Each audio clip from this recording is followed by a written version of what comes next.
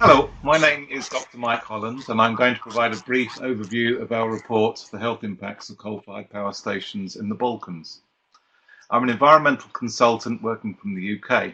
I have worked for over 30 years on the health and environmental impacts of air pollution for national government in, for example, the UK, Sweden and France, for international bodies such as the European Commission, the OECD and the World Health Organization, and for a number of private companies and NGOs such as the Health Environment Alliance. My work for the European Commission includes the cost-benefit analysis of the recent Clean Air Policy package. I have direct experience in the Balkans and work for the European Commission, the World Bank, and in several studies where HEAL has played a role. The methods used in our report have been developed in analysis for the European Commission and the European Environment Agency. Their development has involved consultation and agreement with a large number of experts from both Europe and North America over many years, dating back to the early 2000s. The methods are broadly consistent with those adopted in other major studies around the world, for example by the US Environmental Protection Agency and WHO's Global Burden of Disease report. The methods are based on the extensive epidemiology literature on air pollution and health that has emerged over the last 25 years. Several thousand peer-reviewed papers have been published demonstrating that air pollution, especially in the form of fine particles otherwise known as PM2.5 or PM10, damages health. Some of these particles are emitted directly into the atmosphere from power generation and other sources such as transport, while some particles are formed in the atmosphere following the release of other combustion pollutants, especially sulfur dioxide and oxides of nitrogen. A wide range of health impacts have been linked to air pollution exposure, ranging from mortality and cardiovascular hospital admissions down to worsening of asthma and other sickness, leading, for example, to absence from work. A recent review that I've been involved with the Royal College of Physicians and the Royal College of Paediatrics and Child Health in the UK charts out these effects over the life course from conception to death.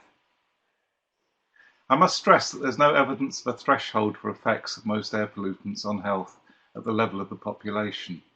Good evidence for health impacts of air pollution has been found even in areas subject to very low levels of air pollution, such as most of Canada. This has two important consequences. First, that the conclusion from a typical environmental impact assessment of a power station project that the plant in question would not lead to a breach of some air quality standard does not mean that the plant has no impact on health. Secondly, the impacts of air pollution should be assessed over a long range, extending to 1,000 kilometres or more. Turning now to the results, the report expresses health impacts in two ways, in terms of the size of impacts on mortality and in terms of the monetary equivalent of those impacts. The methods of valuation of impacts account for lost productivity, healthcare costs, and loss of what economists refer to as amenity, in this case the willingness to pay not to suffer ill health and the pain and suffering that it brings. The report estimates that emissions from the Balkan power stations account for 7,700 deaths each year, assuming all power stations operate to current or planned capacity. Most of these deaths are linked to emissions from the existing stock of power stations because many of them lack modern emission controls. These impacts on mortality and other impacts on morbidity have together been valued at over €3 billion per year, with values adjusted to take account of economic conditions in the Balkans.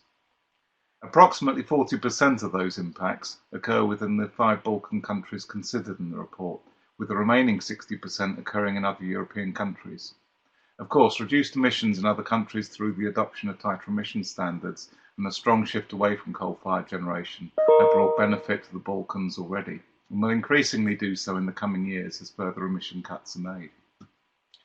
In conclusion, the results demonstrate that even after the adoption of much improved emission standards for power stations, emissions will continue to damage health.